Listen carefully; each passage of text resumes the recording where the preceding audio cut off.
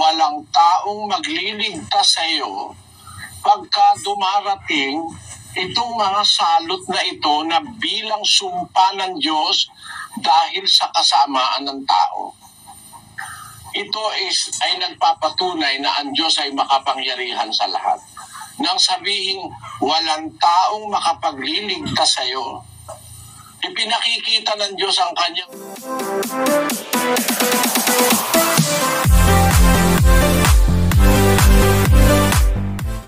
Ang programang Expose the Truth po mga kaibigan ay lubos na bumabati sa lahat ng mga nakasubaybay at ako po'y nagpapasalamat sa patuloy po ninyong pagsuporta sa ating programa. Bago po tayo magpalabas o gusto kong i-share itong video ng ating kapatid na Eli mga kaibigan ay meron po muna akong gustong basahin dito sa banal na kasulatan. Kasi kung napapansin po ninyo mga kaibigan sa panahon natin ay patuloy na po na lumalabas yung mga palatandaan sa malapit na ng pagbalik ng ating Panginoong Hesukristo. Andyan na po yung mga bagyo, lindol, mga salot at iba't ibang mga trahedya pa na dinadanas ng tao mga kaibigan. Pero ang lahat ng mga bagay na ito, isang tanong po ni Apostol Pablo dito, ito yung gusto kong ipunto mga kaibigan, na sa likod ng mga trahedya, sino ang pwede makapaghiwalay sa atin sa pag-ibig ni Kristo? Sa libro ng Roma 8:35, sino ang maghihiwalay sa atin sa pag-ibig ni Kristo? Ang kapighatian ba? O ang kahapisan? O ang pag-uusig? O ang kagutom? O ang kahubaran? O ang panganib? O ang taba? Sino ang makapaghihiwalay? Dumadanas man tayo mga kaibigan ng mga kalamidad dito sa mundo. Huwag po kayong matakot. Yan ay mga palatandaan na sinabi ni Kristo na kailangan maganap o mangyari. Kaya, mga kaibigan, para magkaroon po tayo ng tibay, alamin natin ano ba ang dahilan. Bakit po may mga trahedya? Sinong may kasalanan? Sinong may kagagawan? Gawa ba ito ng demonyo? O gawa ba ito ng Diyos? O gawa natin? Ano dahilan mga kaibigan? Sa video po ng ating kapatid na Eli, dito makikita natin yung napakagandang turo niya tungkol po sa banal na kasulatan. Alamin natin, makikita natin dito, ano dahilan, ba't may mga ganong trahedya. Panuorin natin. Sapagkat alam nyo mga kababayan, sa ating panahon, nakakatakot po yung ulat na aming nakita sa pag-aaral ng mga dalubhasa.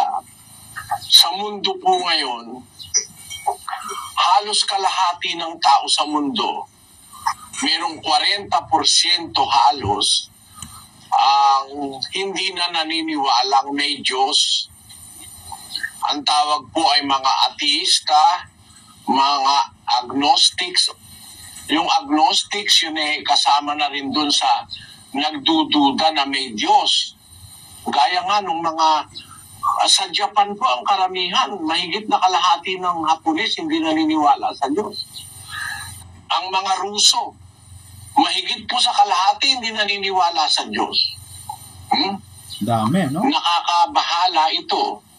Dahil kung tayo ay naniniwala sa Diyos, mamatay tayo, baka ang susunod na henerasyon ng ating mga maiiwang mga anak ay hindi na naniniwala sa Diyos. Mapakasaklap. Kaya ang Diyos mula sa pasimula, nagsalita siya kay Adan, nagsalita siya kay Cain, nagsalita siya kay Abel, nagsalita siya kay Abraham. Sa pamamagitan ng anghel, kinausap niya si Abraham. Nagsalita siya sa panahon ng mga patriarka. Sa panahon ni Moises, nagsalita rin siya sa bundok ng Sinai. at yan ay natala sa kasaysayan. Alam naman ng lahat na talagang mayroong Meses, mayroong Israelita na inalis niya sa Ehipto, na inaalipin ng mga Ehipsyo. At nagsalita siya sa maraming paraan para ang tao wag mawalan ng tiwalang may Diyos. Kaya lang ang salita ng Diyos hindi nila naiintindihan. O kaya sinasabi na kung bakit ganon, mayroong mga napapahamak, mayroong mga dinadatnan ng mga iba't ibang kalamidad. Ang ibig daw sabihin nun, walang Diyos. Alam nyo, yun nga ang nagpapatunay na may Diyos Yes. Kasi nung salitain niya ang kanyang salita, meron siyang mga babala sa tao na pag ang tao ay napakasama na ng ginagawa, magpapasapit siya ng mga kalamidad. Magpapasapit siya ng mga sakit para maintindihan ng tao na makapangyarihan siya sa lahat. Para ang tao'y sumunod sa kanya, sa kanyang ikabubuti ng ating sarili. Tinan po ninyo ang salitang ito. Salita ito ng Diyos sa mga Israelita. 28:15 ng Deuteronomio. Ngunit mangyayari na kung hindi mo didinggin ang tinig ng Panginoon mong Diyos, na isasagawa ang lahat ng kanyang mga utos at ang kanyang palatuntunan na aking iniuutos sa iyo sa araw na ito, na ang lahat ng sumpang ito ay darating sa iyo at aabot sa iyo.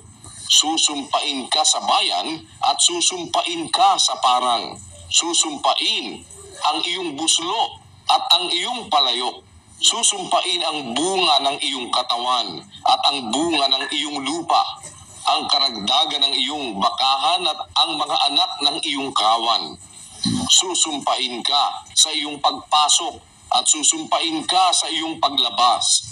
Ibubugso ng Panginoon sa iyo ang sumpa, ang kalituhan at ang saway sa lahat ng pagpapatungan ng iyong kamay na iyong gagawin, hanggang sa ikaw ay mabuwal at hanggang sa ikaw ay malipol na madali, dahil sa kasamaan ng iyong mga gawa, na sa gayoy pinabayaan mo ako. Ikakapit sa iyo ng Panginoon ang salot hanggang sa maubos ka sa lupa na iyong pinapasok upang ariin. Sasalutin ka ng Panginoon ng sakit na tuyo at ng lagnat at ng pamawaga at ng nag-aapoy na init at ng tabak at ng salot ng hangin at ng sakit sa pagani. At kanilang hahabulin ka hanggang sa ikaw ay malipol. At ang iyong langit na nasa itaas ng iyong ulo ay magiging tanso, at ang lupa na nasa ilalim mo ay magiging bakal. Ang ipauulan ng Panginoon sa iyong lupa ay abo at alabok. Mula sa langit ay bababa sa iyo hanggang sa ikaw ay magiba. Pasasaktan ka ng Panginoon sa harap ng iyong mga kaaway. Ikaw ay lalabas sa 100 laban sa kanila at tataka sa 700 sa harap nila. At ikaw ay papagpaparuot parituhin sa lahat ng mga kaharian sa lupa. At ang iyong bangkay ay magiging pagkain sa lahat ng mga ibon sa himpapawid at sa mga hayop sa lupa, at walang taong bubugaw sa kanila. Sasalutin ka ng Panginoon ng bukol sa Ehipto, at ng mga grano, at ng kati, at ng galis na hindi mapagagaling. Sasaktan ka ng Panginoon ng pagkaulol, at ng pagkabulag, at ng pagkagulat ng puso. At ikaw ay mag-aapuhap sa katanghaliang tapat na gaya ng bulag na nag-aapuhap sa kadiliman, at hindi ka giginhawa sa iyong mga lakad, at ikaw ay mapipighati at sasamsaman kailanman, at walang taong magliligtas sa iyo. Kita nyo mga kababayan ang salitang ito ng Diyos sa mga Israelita nung araw. Walang taong magliligtas sa iyo pagka dumarating itong mga salot na ito na bilang sumpa ng Diyos dahil sa kasamaan ng tao. Ito ay nagpapatunay na ang Diyos ay makapangyarihan sa lahat. Nang sabihin, walang taong makapagliligtas sa iyo, ipinakikita ng Diyos ang kanyang superiority sa tao. Na kahit na paniwala mo may makakapagligtas sa'yo, pag dumating na ito, hindi ka mailigtas ng tao, mangyayaring maniwala kang may Diyos na makapangyarihan. Kanino gagawin ito ng Diyos? Sa mga taong ayaw kumilala sa Kanya. Sa mga taong ayaw sumunod sa Kanyang utos. Kaya kung maiisip po natin mga kababayan, yung pagdating ng mga kapahamakan sa tao, paraan ng Diyos yun para ipakitang siya ang makapangyarihang dapat masunod. Dapat tayong magpasakop sa Kanya. Kasi ang ginagawa ng tao ngayon sa ating panahon, parang resistance parang paglaban sa Diyos. Sabi ng Diyos, huwag kang papatay. Ang tao pumapatay, mamamatay tao. Sabi ng Diyos, igalang mo ang iyong ama't ina. Ang maraming kabataan ngayon, walang galang sa magulang. Sabi ng Diyos, huwag kang mangangalunya. Marami ngayon mag-asawa, hindi tapat sa isa't isa. Ang sabi ng Diyos, huwag kang magsisinungaling, huwag kang mandadaya. Mga tao'y mandaraya. Kung magpapatuloy na tayo'y relax lang sa paggawa ng masama, hindi kikilos ang Diyos, yung mga tao naniniwala sa Diyos, hindi na rin maniniwala, mahahawa na dun sa kasamaan. Wala lang matitirang mabuti. Kaya ang pagkilos ng Diyos, kuminsan pati nga yung bagyo, galing sa Diyos yan Yung sinasabi ni Jeremias, magpapabugso ng bagyo ang Diyos at maraming mamamatay. Totoo naman At pakinggan nyo sa 25:32 ng Jeremias. Ganito ang sabi ng Panginoon ng mga hukbo, narito, kasamaan ay mangyayari sa bansa at bansa, at malakas na bagyo ay ibabangon mula sa kahuli-hulihang bahagi ng lupa.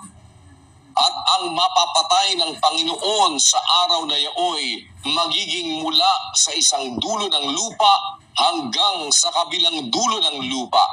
Sila'y hindi tataguyan o dadamputin man o ililibing man, sila'y magiging dumi sa ibabaw ng lupa.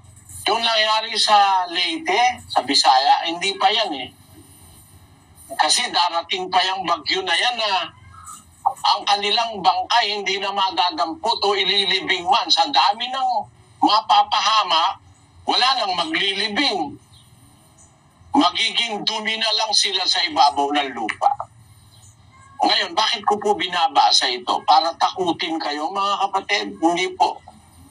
Para ipagpauna sa inyo yung sinasabi ng Diyos na pagka tayo nagpakalugmok-lugmok na sa kasamaan, pagdating ng bagyo, ng galit ng Diyos, mahihirapan tayong makatakas.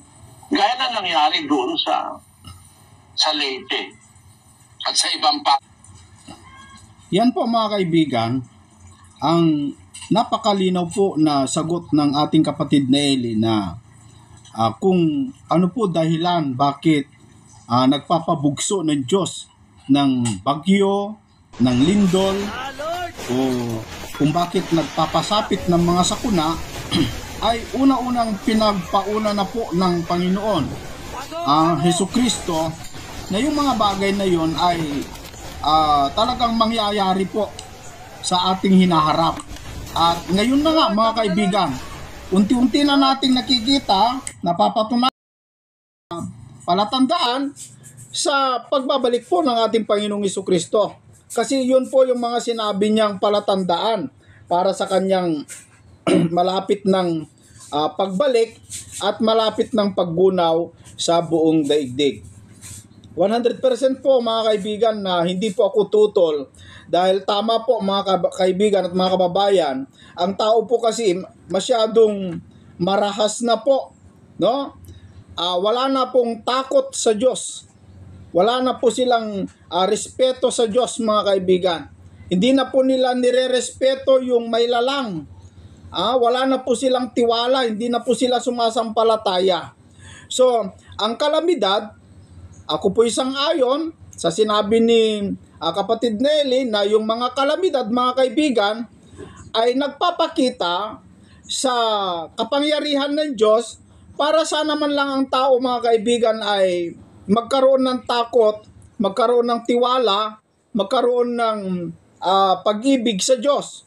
Na sana man lang ay bigyan nila ng kaunting kahalagaan ang pagtitiwala nila sa Diyos. Sa libro po ng Zephanias, gusto ko lamang pong idagdag, no, mga kaibigan.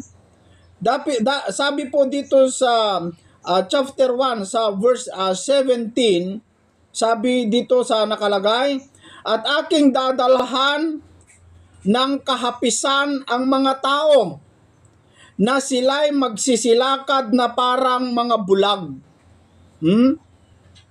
Sapagkat ito dahilan kung bakit magpapasapit ang Diyos ng mga kahapisan. No? Sapagkat sila'y nangagkasala laban sa Panginoon. So yun po pala ang dahilan kung bakit ang Diyos ay nagpapasapit ng mga bagyo, lindol, mga sakuna, tulad yung mga sakit. Kung bakit po nagpapasapit ng Diyos sa mga bagay na ganon? Dahil ang tao ay nagkakasala laban sa Diyos. No? Laban sa Diyos. At ang kanilang dugo ay mabububo, sabi niya, na parang alabok. At ang kanilang katawan ay parang dumi. Ito yung sinasabi ni kapatid na Eli dun sa Jeremiah na wala nang pwedeng makapaglibing dahil sa dami ng mga namamatay. Katulad po yung nangyari nung nag-tsunami dyan po sa Tacloban. Tacloban yata yun eh. No? Nung nagkaroon ng tsunami na hindi po makakalimutan ng buong mundo yon. Kasi talagang grabe yung nangyari na napakarami pong namatay, napakarami pong nawala. Maaari po tanong po ng mga iba, bakit po pinapahintulutan ng Diyos ng mga yon? Kasi hindi naman po lahat ay masama. Meron din naman mga mabubuti, meron din naman mga inosente. At kung saan ang dahilan bakit nagpapalindulan Diyos ay dahil sa mga buklis, dahil sa mga ganid, dahil sa mga taong walang takot sa Diyos. Pero kung minsan, yung mga mayayaman, yung mga kurap, sila pa yung wala doon sa sakuna. Ba't pinahintulutan ng Diyos yun? Maaring tanong ng mga iba, mga kaibigan. Pero ang Diyos po ay makatwiran, ang Diyos po ay matuwid sa kanyang paghatol. Yung mga namatay na inosente, tulad yung mga bata, yung mga baliw, at yung mga taong mababait talaga na wala naman kasalanan at hindi karapat-dapat doon sa pangyayari, ang Diyos po ay matuwid sa kanyang paghatol. Bahala na po ang Diyos at naniniwala ako may awat may biyaya ang Diyos sa kanila, mga kaibigan. Pinaparamdam lamang po ng Diyos sa mga matataas na para bagang nagtitiwala na sila sa pera nila, sa kapangyarihan nila, sa posisyon nila, at hindi na sila natatakot sa Diyos. Binibigyan niya ng paraan para makapag-isip. Ganyan po kaganda ng pag-ibig ng Diyos sa mga tao. Pero ang tanong na ating gusto ko pong sagutin dito, yung mga bagay na yon, mga kaibigan, yung trahedya, yung lindol, yung bagyo, tulad yung mga sunod-sunod na nangyayari dito sa atin, sa Pilipinas, yung nangyari sa Davao, yung lindol na 7.6 yata yon, at saka dun sa nangyari sa Tacloban, pati sa La Union, pero hindi naman po masyado sa La Union, no? Sa Baguio. Pero sa Davao, medyo malakas-lakas din, no, mga kaibigan. Ang tanong, yun ba ay makakapaghiwalay sa pag-ibig ni Kristo sa atin? Maliwanag po yung sinabi ni Kristo, ni Pablo, na ang pag-ibig ni Kristo sa atin, mga kaibigan at mga kababayan, walang pwedeng makapaghihiwalay sa pag-ibig ni Kristo sa atin. Kahit yung mga yon, hindi ka kaya ihiwalay sa pag-ibig ni Kristo. Ulitin ko pong basahin sa Roma 8:35, sino ang maghihiwalay sa atin sa pag-ibig ni Kristo?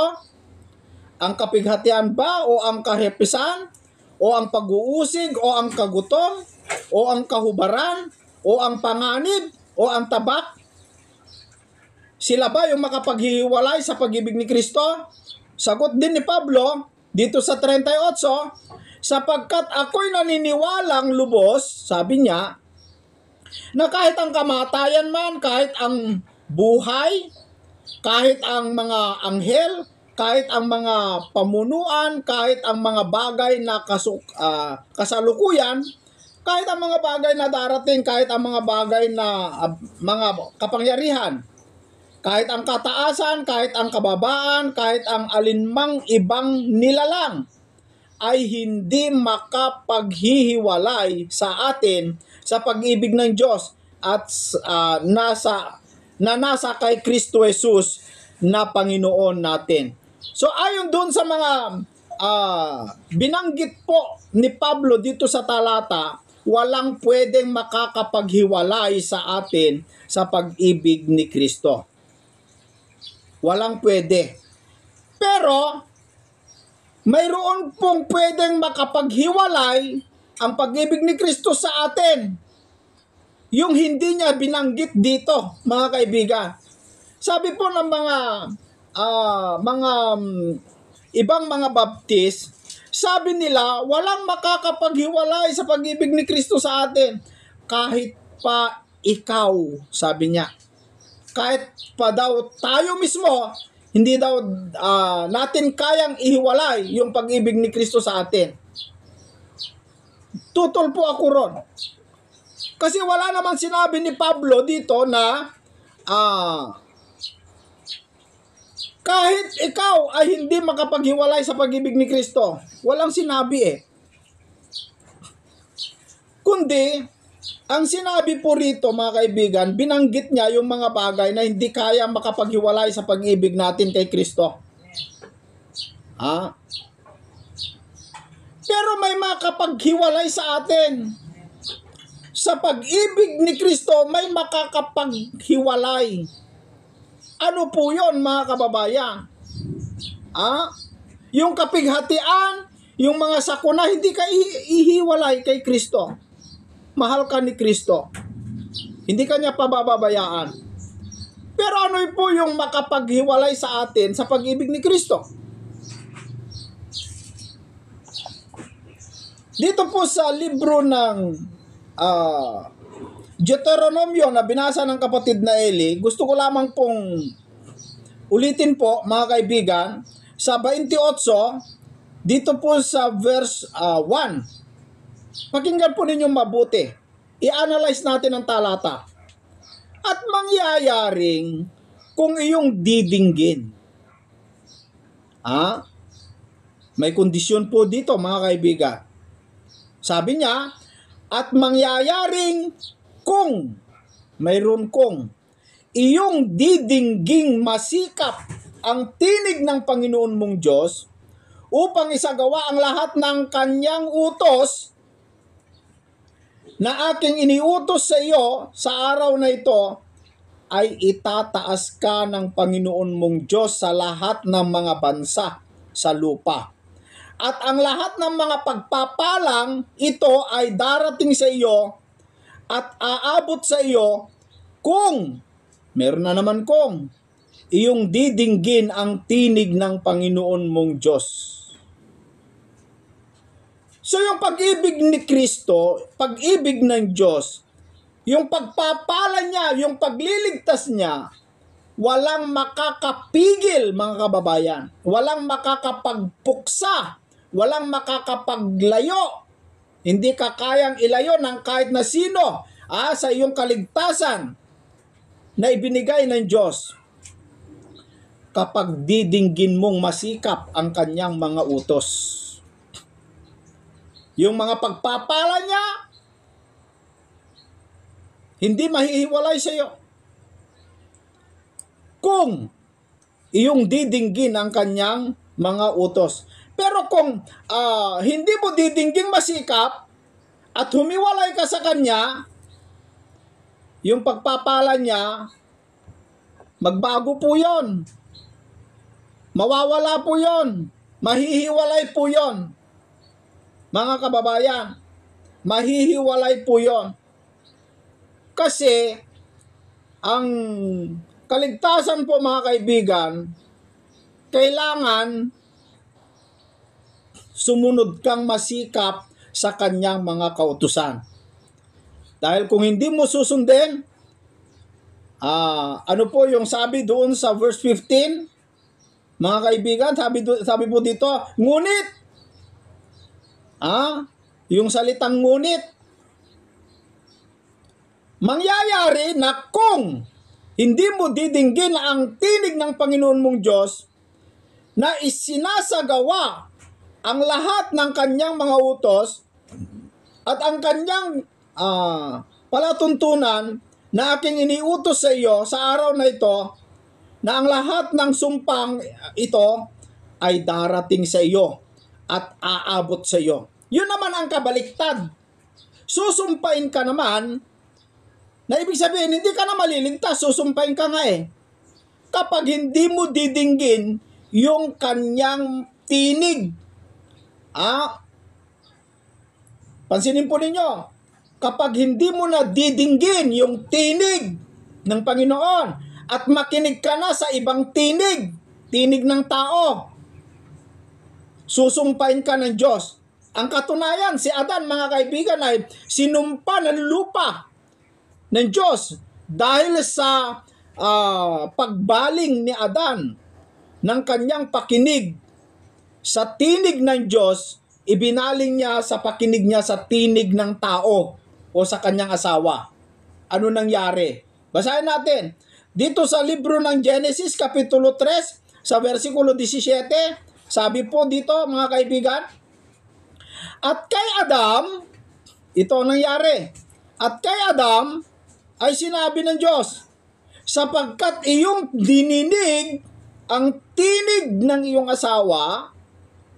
So hindi na nakinig si Adam sa tinig ng Diyos. Nakinig na siya sa tinig ng kanyang asawa. Ano nangyari? At kumain ka ng bunga ng punong kahoy na aking iniutos sa iyo na sinabi, huwag kang kakain niyon. Sumpain ang lupa dahil sa iyo. Tignan mo.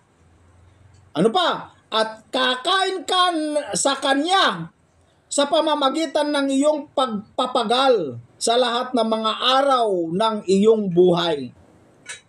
Maganda sana buhay eh. Maganda sana buhay ni Adan eh. Walang trabaho, kumakain lang, pitas kain, pitas kain, pitas kain. Pero nung hindi na nakinig sa tinig ng Diyos at nakinig na sa tinig ng tao o tinig ni Eva, asawa niya, mga kaibigan, ibinaling niya yung kanyang pakinig sa ibang tinig. Alam nyo ang consequence? Isinumpan lupa dahil sa kanyang kasalanan. Isinumpan lupa, tapos ang tao kumain na sa kanyang pagpapagal. Ganun po ang mangyayari. Na kapag ikaw po ay makinig sa Diyos, yung pag-ibig ni Kristo, hindi mahihiwalay yon. Hanggat hindi ka, huwag mong ibabaling yung pakinig mo sa tinig ni Kristo doon sa tinig ng tao. Sa mga tuwid, ang ating susundin mga kaibigan, tinig ni Kristo, tinig ng Diyos. Huwag kang makinig sa tinig ng tao o kautusan ng mga tao o mga alituntunin ng tao. Tanungin mo muna, ito bang alituntunin na ito? Sa Diyos ba ito o sa tao lang? Kung sa tao lang mga kaibigan, Lalo't pag nadadamay na po ang iyong kaligtasan dyan, ang salita ng Diyos, huwag mong dinggin. Mga kapatid, kapag dininig mo yan, magkakaroon ng sumpa. Magkakaroon ng sumpa. Dapat sa tinig ng Diyos po tayo makinig. Huwag sa tinig ng tao. Na ibig kong sabihin, huwag tayo sumunod sa salita ng tao, kundi salita ng Diyos. Kasi yan ang katwiran, yan ang mga prinsipyo ng mga apostol. Gawa 5:29. Datapat nagsisagot si Pedro at ang mga apostol na nangagsasabi, ito ang prinsipyo nila. Dapat muna kaming magsitalima sa Diyos bago sa mga tao. Mas ipina-priority po ng mga apostol na sumunod sa kautusan ni Kristo kaysa sa kautusan o batas ng tao. Alam niyo mga kaibigan at mga kapatid, ang pangako po ni Kristo, hindi ka po pababayaan. Pero meron pong kondisyon para hindi kanya pababayaan. Kapag lumihis ka doon sa sinasabi niya o sa kanyang alituntunin, lumihis ka sa kanyang kagustuhan, yung kanyang pangako, hindi niya yung gagawin, mga kapatid. Ang pangako po ni Kristo, sabi po dito sa libro po ng Pahayag, no? Sa kapitulo 3 sa versikulo 10, ganito ang sinasabi po ni Kristo sa mga nagtiis o nagtiwala sa Diyos.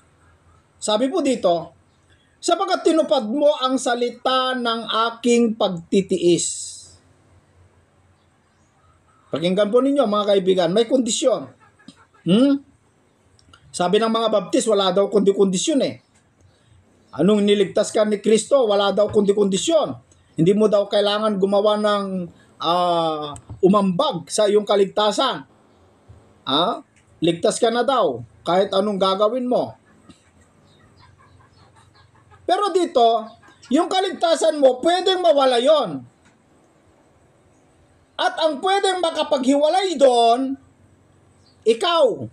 Kung ikaw mismo hihiwalay kay Kristo, wala siyang magagawa. At kahit hindi ka hihiwalay, kung meron kang nagawa, labag, si Kristo po mismo maghihiwalay sa'yo. Ituloy ko po yung talata.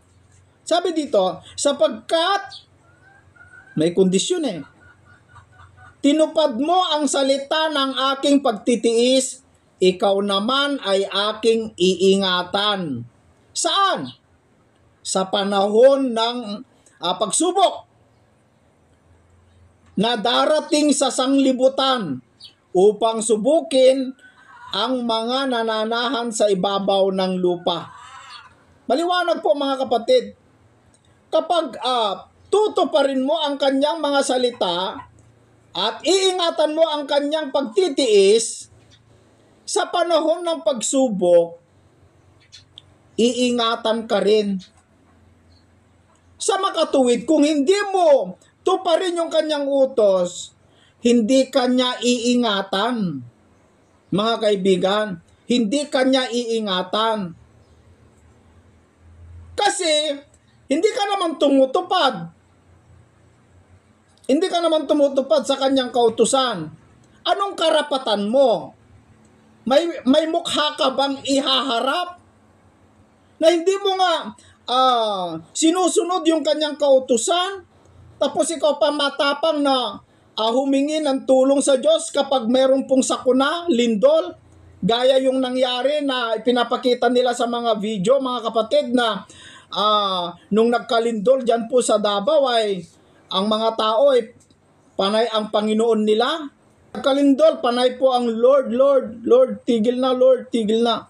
Alam mo palang tumawag sa Diyos. Pero nung walang lindol, tinatawagan mo ba ang Diyos? Kaya nga ang Diyos ay nagpapasapit ng lindol kasi ang tao sobra nang walang respeto sa Kanya. Mahilig na sila sa mga Diyos-Diyusan. No? Mga kapatid, may mukha ka bang tumawag sa Panginoon? Alam niyo po ba kung ano sabi ng Panginoon? Tanong natin, Panginoon, tama ba na ako'y tumawag sa iyo sa likod na ako'y hindi naman sumusunod sa iyong kagustuhan? Okay lang ba na ako'y tumawag? Ano sagot ni Kristo? Basahin natin, mga kaibigan. Dito po sa Lucas chapter 6, Lucas chapter 6 sa versikulo 46. Sabi po ni Kristo doon sa mga sakalang tumatawag sa Kanya kapag may sakuna. At bakit tinatawag ninyo ako? Panginoon, Panginoon. At di ninyo ginagawa ang mga bagay na aking sinasabi. Tanong ni Kristo, bakit kayo tumatawag sa akin, Panginoon, Panginoon? Hindi nyo nga ginagawa yung aking mga sinasabi. Ibig sabihin, wala tayong karapatan humingi o tumawag sa Panginoon kung hindi ka naman sumusunod o wala kang relasyon sa Panginoong Jesucristo. Kailangan may relasyon ka sa Kanya. Maitali ka kay Kristo. Dahil kapag hindi ka nakatali sa Kanya, wala kang relasyon sa Kanya, wala kang karapatan humingi ng proteksyon o tulong, mga kapatid. At bakit tinatawag ninyo ako Panginoon, Panginoon? At di ninyo ginagawa ang mga bagay na aking sinasabi. Wala kang karapatan. Wala tayong karapatan kung tayo hindi sumusunod sa kanyang mga sinasabi. Kundi bagkos, ang sagot ng Diyos sa atin, heto mga kapatid, pakinggan po ninyo dito po sa Kawikaan, Kapitulo 1, sa versikulo 23. Pakinggan po ninyo mga kababayan, para makapaghanda tayo na hindi po pala pwede basta humingi sa Diyos. Dapat suriin natin yung ating mga sarili, ang ating mga puso. Sabi po ni Kristo, ay ng Diyos, dito sa Proverbs chapter 1 verse 23. Magsibalik kayo sa aking saway. Narito aking ibubuhos ang aking espiritu sa inyo. May kondisyon. Sabi ng Diyos, magsibalik kayo. Saan? Sa aking saway. Para ibuhos niya yung kanyang espiritu sa atin. Para pala buhusan ka ng Diyos. Ibuhos niya, ibigay niya, ipagkaloob niya yung kanyang espiritu, kailangan mo po palang bumalik sa kanyang saway. Kung hindi ka bumalik sa kanyang saway, may karapatan ka bang humingi? Ano mangyayari sa'yo? Didinggin ka ba ng Diyos? Sabi nga ni Kristo, at bakit ninyo akong tinatawag Panginoon, Panginoon? Hindi nyo nga ginagawa yung aking mga sinasabi. 24. Sapagkat ako'y tumawag at kayo'y tumanggi. Aking iniunat ang aking kamay at walang nakinig. Kung iyong inuuwi sa wala ang buo kong payo at hindi ninyo inibig ang aking saway, ano mangyayari? 26. Ako naman ay tatawa sa kaarawan ng iyong kasakunaan. Ako'y manunuya pagka ang iyong takot ay dumarating. Pagka ang iyong takot ay dumarating na parang bagyo at ang iyong kasakunaan ay darating parang ipu-ipo. Pagka ang hirap at hapis ay dumating sa inyo, kung magkagayoy, sabi niya, kung magkagayoy, tatawag sila sa akin, ngunit hindi ako sasagot. Hahanapin nila akong masikap, ngunit hindi nila ako masusumpungan. Yan ang sagot ng Biblia, mga kaibigan, na saka ka lang humingi ng tulong sa Diyos kung nandun na yung, kung naghihirap ka na, pagsasamantalayan, no? Kaya yung mga gumagawa ng karahasan, yung gumagawa ng mga bisyo, ang mga tao kasi mga kapatid ay nagbibisyo. Sinusuway ng Panginoon, huwag kang maglasing. Huwag kang manigarilyo, huwag kang magdrugs. Huwag kang magnakaw, huwag kang pumatay. Pero ang tao mga kaibigan, hindi po nagpapasaway sa Panginoon. Kapag nagkasakit dahil sa kasisigarilyo, nagkakanser, tapos humingi sa Diyos, Panginoon, pagamutin mo naman ako. May karapatan ka ba? Nung sinasaway ka ng Panginoon, hindi ka nga nakinig tapos nung nagkasakit ka dahil sa bisyo, tapos humingi ka sa Kanya, may karapatan ka ba? Ang liwanag, ang sagot ng Biblia, kung magkagayoy tatawag sila sa akin, ngunit hindi ako sasagot. Hahanapin nila ako masikap, ngunit hindi nila ako masusumpungan. Biblia po ang nagsasabi, hindi ka pakikinggan ng Diyos. No? Huwag kang papatay, sabi niya. Pumatay ka naman. Tapos nakulong ka. Tapos ipanalangin mo, Panginoon, panalunin mo ako doon, tanga. Sabi nga, sinasaway ka nga tapos ginagawa mo pa rin. Nung nagka-aberya ka, tapos humingi ka sa Diyos, may karapatan ka ba? Bakit ninyo ako tinatawag Panginoon, Panginoon, sabi ni Kristo? Hindi nyo naman sinusunod ang aking mga salita. May karapatan ka ba? Pwede kang ihiwalay sa pag-ibig ni Kristo kung nakagawa ka sa labag sa kanyang kautusan.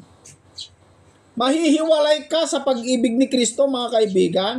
Kaya, yung mga nagsasabi na walang pwedeng makapaghiwalay sa pag-ibig ni Kristo sa atin. Tama, wala. Pero kung ikaw mismo iiwas, ikaw mismo hihiwalay, pwede kang mahiwalay. At ito pa, mga kapatid. Ito pa. Kapag ang tao po, mga kaibigan, ganito po kasi, ang Panginoong Jesucristo, sa ating pakikipagrelasyon sa Kanya, mga kapatid, kahalintulad na parang iisang dibdib tayo sa Panginoon. Para mag-asawa. Na yung mag-asawa, kapag mag-asawa po sila, nakatali, sabi dito sa Roma 7:2. Gusto kong basahin. Sabi dito, sapagkat ang babae na may asawa ay itinali ng kautusan sa asawa, samantalang ito ay nabubuhay. Datapwat kung ang asawa ay mamatay, ay kalagnas sa kautusan ng asawa. So yung mag-asawa daw, na lalaki at babae, kapag mag-asawa po sila, nakatali sila sa kautusan. Nakatali. Nagkakaisang dibdib na sila, no? 3. Kaya nga, kung samantalang nabubuhay ang asawa, siya ay makikisama sa ibang lalaki. Siya ay tatawaging mangangalo niya, datapwat kung mamatay ang asawa ay laya na siya sa kautusan.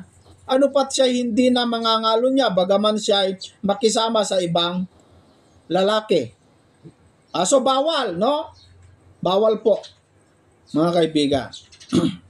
Inalintulad po ni Pablo yung pakikipagrelasyon natin sa Panginoon sa mag-asawa. Na kapag yung mag-asawa ay mag-asawa na sila, nakatali na sila, hindi na sila pwede maghiwalay. Nakatali na, wala nang makakapaghiwalay. Pero alam niyo po ba, mga kapatid, na ang makakapagpahiwalay lang sa mag-asawa, ang makakapagpahiwalay sa mag-asawa, ito. Basahin natin dito sa Mateo, sabi dito, at sinasabi ko sa inyo, Sino mang ihiwalay ang kanyang asawang babae, liban na kung sa pakikiapid, at mag-asawa sa iba, ay nagkakasala ng pangangalo niya. At ang mag-asawa sa ibang sa babaeng iyon na hiniwalayan ay magkakasala ng pangangalo niya. So ang batas po ng batas Kristiyano, mga kaibigan, ang batas po ni Kristo, pwede mong hiwalayan yung asawa mo kung ang dahilan ay dahil sa pakikiapid. Pero hanggat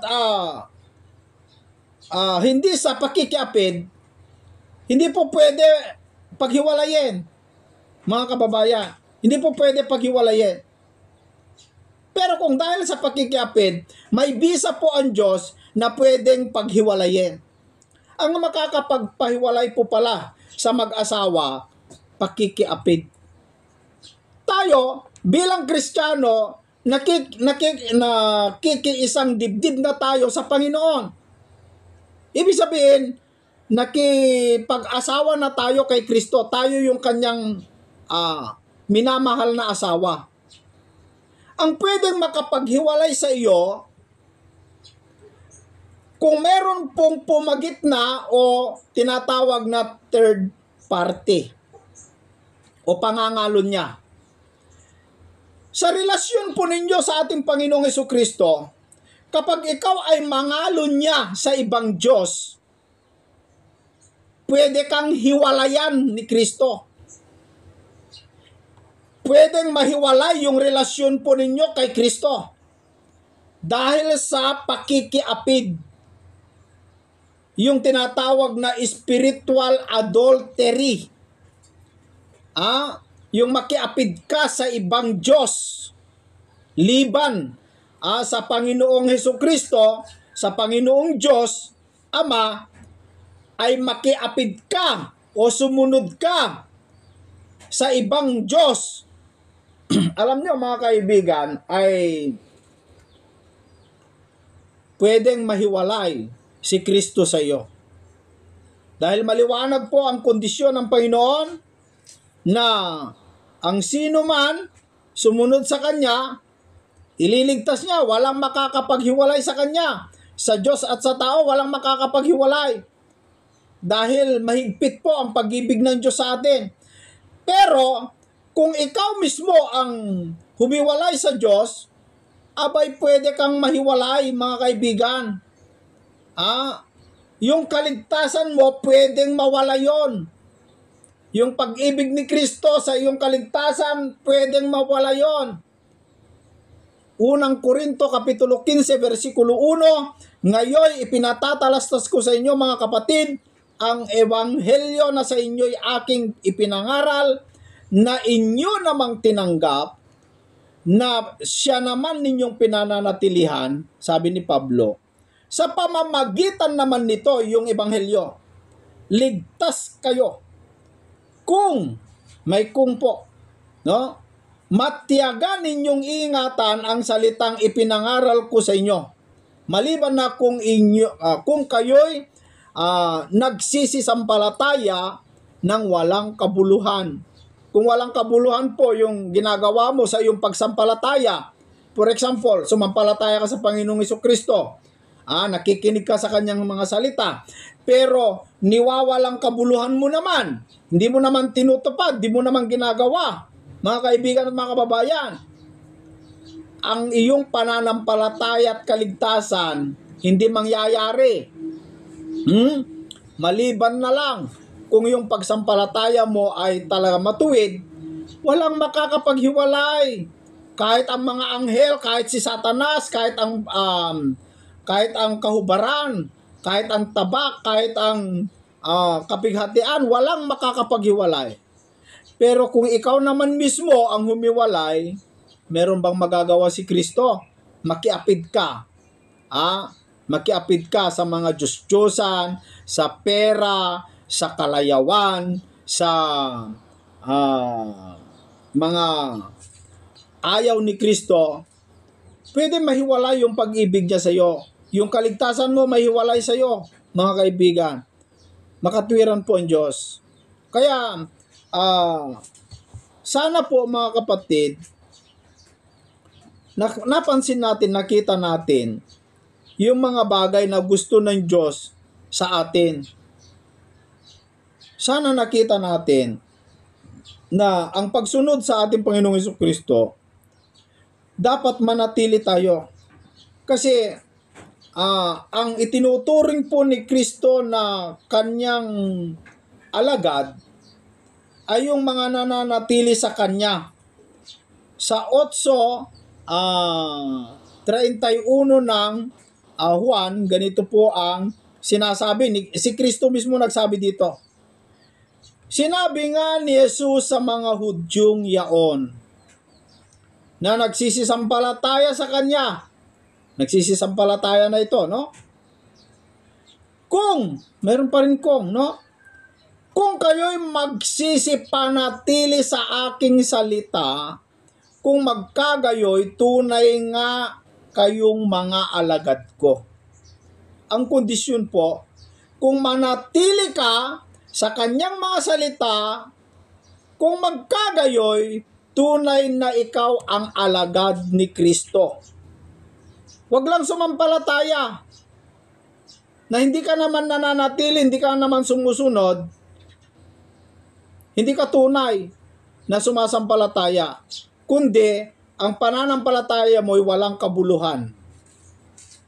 Maraming salamat po sa inyong lahat mga kapatid sa iyong pagkikinig, sa lahat ng mga nakasubaybay dito sa ating programa.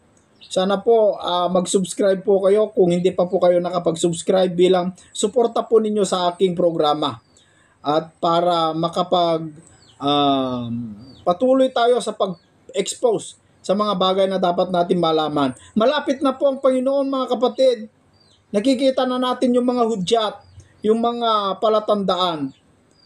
Kaunting panahon na lamang po. Huwag na tayong titigil. Huwag tayong bibitaw. Mga kababayan, huwag tayong bibitaw sa ating pananampalataya. Suriin natin yung pananampalataya mo, yung sekta na kinaroroonan mo. Isipin mo, kumusta kaya ito? Tama kaya itong sinasabi nila? Yung ipinapasunod nilang mga batas, yung ipinapasunod nilang alituntunin. Sa Diyos kaya ito? Galing kaya ito sa Biblia? Ano kaya ito? Totoo kaya ito? Dapat magsuri po tayo mga kaibigan. Isa sa mga utos po ng Biblia, dito po sa unang Juan Kapitulo 4 sa versikulo 1, mga minamahal, huwag kayong magsipaniwala sa bawat espiritu, kundi inyong subukin ang mga espiritu kung sila'y sa Diyos, sapagkat maraming nagsilitaw na mga bulaang propeta sa sanglibutan. Pinapayuan po tayo si Apostol Juan na huwag tayo agad maniwala sa bawat espiritu o bawat pangangaral ng mga tao. Kundi ating subukin, miski ako mga kaibigan. Tignan po ninyo yung aking mga sinasabi, ito ba'y totoo, ito ba'y biblical, ito ba ay tama na paniwalaan? Suriin po ninyo mga kapatid, tignan po ninyo. Mag-ingat po tayo, malapit na po ang Panginoon. Malapit na po. Kaunting panahon na lang, kaunting pagtitiis na lang mga kababayan. Malapit na po ang Panginoon. Kaya maraming salamat po muli sa inyong lahat. Hanggang sa susunod po mga kapatid dito sa ating programang Expose the Truth.